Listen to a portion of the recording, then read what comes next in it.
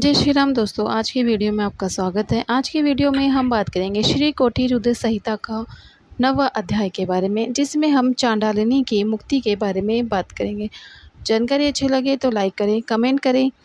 Channel पे पहली बार आए हैं, चैनल को सब्सक्राइब करें, बेल आइकन के बटन को दबाएं, ऑल पे प्रेस करें। सूत जी बोले कि हे ऋषियों, अब मैं आपको उस चांडालिनी की कथा सुनाता हूँ।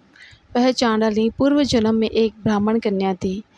विवाह योग्य होने पर उसके पिता ने उसका विवाह एक ब्राह्मण युवक से करा दिया। विवाह के पश्चात वह भोग विलास में डूब गई। विलास के कारण उसका पति बीमार होकर मृत्यु को प्राप्त हो गया, परंतु उसकी भोग की लालसा पूर्ववत ही रही। अब तो वह स्वतंत्र थी। अपनी इच्छाओं को पूरा करने हेतु वह वेश्या बन गई। तब उसके परिवार वालों ने उसे घर से निकाल दिया और उसे जंगल छोड़ आए। वहाँ जंगल में भटकती हुई एक दिन वह शूद्र के घर जा पहुँची।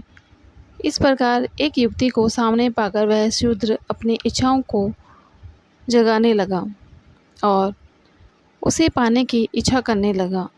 तब वह उसके साथ रहने लगी। उस शूद्र के साथ रहते हुए उसने मांस, मदिरा तथा अभक्ष्य वस्तुएं खानी प्रारंभ कर दी। एक दिन वह शूद्र किसी कार्य से बाहर गया था। तब उसे बड़ी जोर से भूख लगी।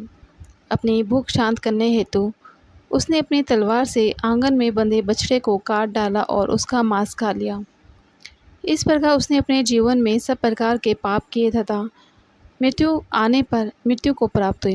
यमराज उसे नरक ले गए और वहां उसे नरक की यातनाएं भोगी। अगले जन्म में उसका जन्म एक शुद्ध चांडाल के घर में हुआ। वह अंधी जन्मी थी और अपने पूर्व जन्मों के पापों के कारण कोढ़ी हो गई थी। उसके आसपास कोई नहीं भटकता था। एक बार उसने कुछ लोगों को सदाशिव के गुणों का गान करते हुए सुना। वे कह रहे थे कि माघ कृष्ण पक्ष की चतुर्दशी को भगवान शिव के दर्शन करने से जन्म जन्मांतर के पाप धुल जाते हैं और मोक्ष की प्राप्ति होती है। तब कल्याणकारी भगवान शिव के दर्शनों की अभिलाषा मन में लिए वह चांडालिनी गोकर्ण क्षेत्र की ओर चल दी। माघ कृष्ण पक्ष की चतुर्दशी से एक दिन पूर्व वह चांडालिनी गोकर्ण जा पहुंची और भूख प्यास से व्याकुल होकर भीख मांगने लगी। जब वह एक बनिए के दरवाजे पर भीख मांग रही थी तो बनिए ने उसकी झोली में बेल के गले की मंजरी डाल दी। जब उस भिखारिन ने उसे छूकर देखा तब उस मंजरी को उठाकर फेंक दिया। सौभाग्यवश वह मंजरी शिवलिंग पर जाकर गिरी।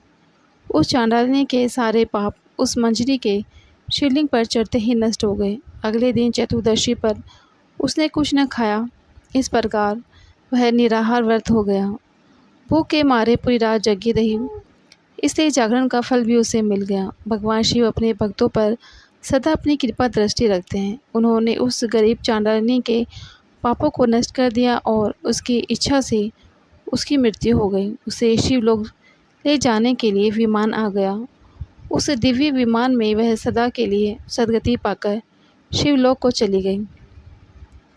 इस प्रकार जो कोई मनुष्य भगवान शिव का दर्शन व पूजन करता है उस पर भगवान शिव प्रसन्न होते हैं और भक्तों को मोक्ष प्रदान करते हैं।